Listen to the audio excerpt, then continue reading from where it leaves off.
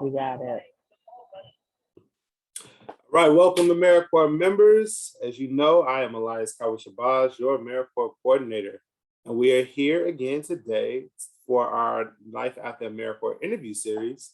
I have a special guest to my left, but before we get into that, just to kind of let you know what we'll be talking about today. We'll be talking about returning as a second year AmeriCorps member and all of the wonderful benefits that come along with that. I know I served as a second year AmeriCorps member, and I can possibly be sitting here before you today had I not. So a really, really cool experience and service opportunity coming back if you haven't already decided to already. But let's get into it. Guest to my left, could you please introduce yourself, your site, and the region in the role in which you serve in? Yes, thank you, Elias. Hi, everyone. My name is Taylor McMahan, and I am the site manager for the Mass Fellows program here in Nashville. Woo, woo, woo. Got Nashville in the business, Yes, in the building. All yes, right, indeed. so now that we have the intros out the way, from my first question, how do you feel?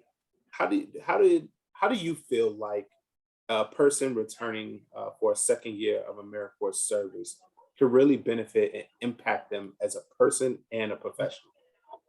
Yeah, that's a good question. I think generally speaking, whenever you give yourself an opportunity to do a second year at something, you're giving yourself an opportunity to grow, right? To be better in year two than you were in year one. So I think personally, a second year, like it can make you feel better about the work that you've been doing, right? You get a chance to now you have different, hindsight is 2020. You have experiences and knowledge that you can really reflect on.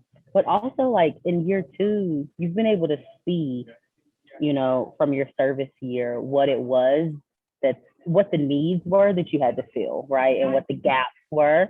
And now in year two, you have an opportunity to actually fill those needs and fill those gaps for the people that you're serving, even better than you could in year one. So I think professionally, it gives you this experience, but also like I mean, this is kind of real, but like having 2 years of experience on your resume looks just considerably better than having 1 year. Like you're starting to prove one that you're gonna stick with something, right? That you're willing to grow in it, and two that you're able to now claim that you have more experience doing this thing. And so I think that there's benefits both like as you grow personally and how you then present yourself as a professional to other people and the legitimacy that comes along with that. Absolutely, and I think one of my favorite things that you said is the part about the 2 years of experience, especially as a lot of AmeriCorps members are fresh out of college.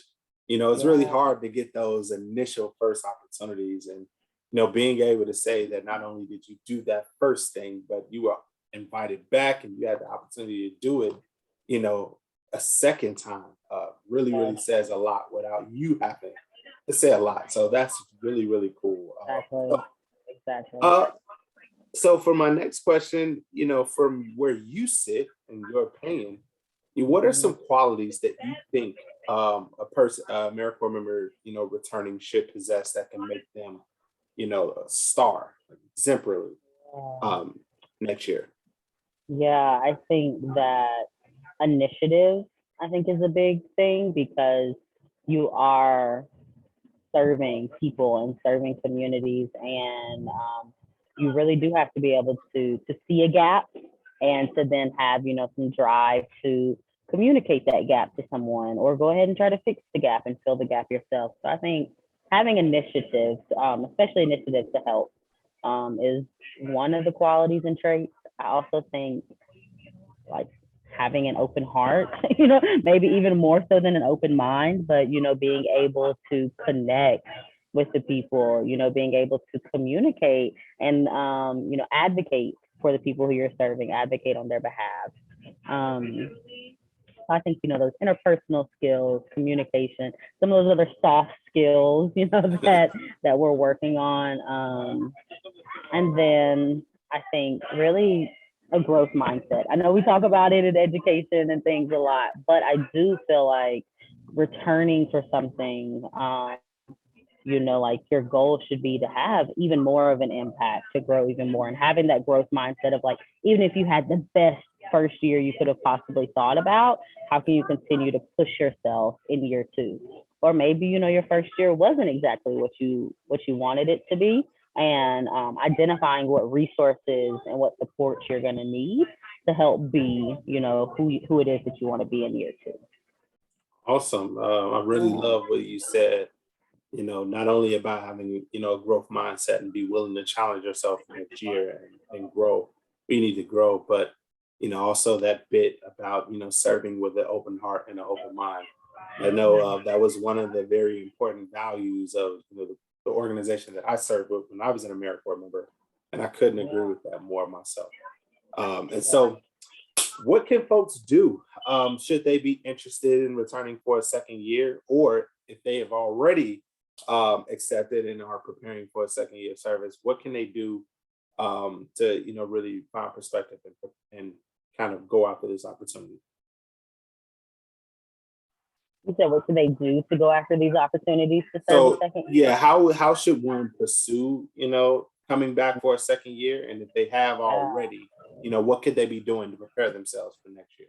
For sure, for sure. I think one, let your managers, your site managers, your people know, even if you're just considering it, it's better for, to then open up those conversations and see, what are your hesitations, or, what would kind of put you over, like making that final decision, push you over the line.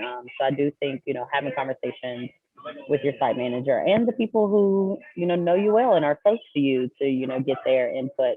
I think after that, I think most fellows have filled out their intent to return survey, just letting us know what it is, so communicating that with whoever it is that needs to know. Then I would say, after you express interest in coming back, I think some of the more technical things that you can be doing over this next year. I'm really a big fan of individual development plans. So, year one of service, you're kind of figuring it out, you're getting your life together, you're just adjusting as things come. Year two, you have more knowledge and experience to kind of inform, how is it that you want to grow. If you're considering life after AmeriCorps, right? Like, what are the other things that you really want to be able to say that you can now do, or to say that you now know? And kind of develop that plan and figure out, over this time in between year one and two, how are you going to get there? Who are you going to be reaching out to? What additional support do you need from your manager or your supervisor? How can you utilize other people who are in the AmeriCorps program with you, kind of help you reach your goals? Because we want to serve, right? Like that, we're ultimately here to make things better, but also we can't pour from an empty cup. So how are you making sure that you're getting the things that you need as well? I think is really important, and something that I would say is, maybe even better than like actually working on teaching, like working on the technical skills over the summer, like get that plan together. Yeah, for sure. Yeah. And so, I love, the bit about, the individual development plans. I'm actually a fan of those too, especially from my days as an AmeriCorps member manager, program manager. You always got to constantly be getting developed out here. And so, last but not least, right, from your personal, journey, what advice could you give AmeriCorps members going there, beginning their own life after AmeriCorps journey? Uh, Yeah, that's a good one. So I, like you, Elias, I did 2 years in AmeriCorps, and at the end of my 2 years, I was still like unsure where I wanted to be. So I served a third year with the organization that I had done my service with as a full-time employee. And I think that that really helped me kind of identify what it was that I wanted to do after AmeriCorps. Um, so again, I think that my advice to people moving and into life after AmeriCorps would be to really like sit down and sit with what it is that you want for yourself, what it is that you're passionate about, and where it is that you feel like you can thrive and grow. I think that being honest with yourself about where it is that you fit in is really important, especially when you're thinking about serving people. You don't want to make a decision to serve just because you have no other options, right? Like that's not how we want to take, life after AmeriCorps. So what is your reasoning behind wanting to do this? Where do your passions lie? And really being honest with yourself about the answers to those questions, because again, you cannot pour from an empty cup, and you need to be full in order to like go and do the things that you want to do post AmeriCorps. And also, I would say like utilize your networks, especially if you're unsure about life after AmeriCorps. Talk to as many people as you can. Talk to other people who are in the program.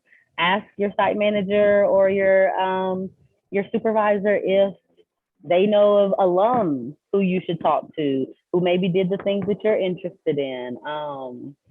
Really be, you know, human centered and future oriented. And advocate for yourself. Closed mouths don't get fed. Oh man, I love it. I absolutely, Yeah. I do love it, right? And I think it definitely shows that you spent a couple of years in AmeriCorps. So if those Nashville fellows are listening, please lean on Taylor. She knows what she's talking about. Um, Yes. but with that being said, we've talked about everything here. We will see you next time with the next Life After AmeriCorps video. Thank you, Yes. people. Peace out.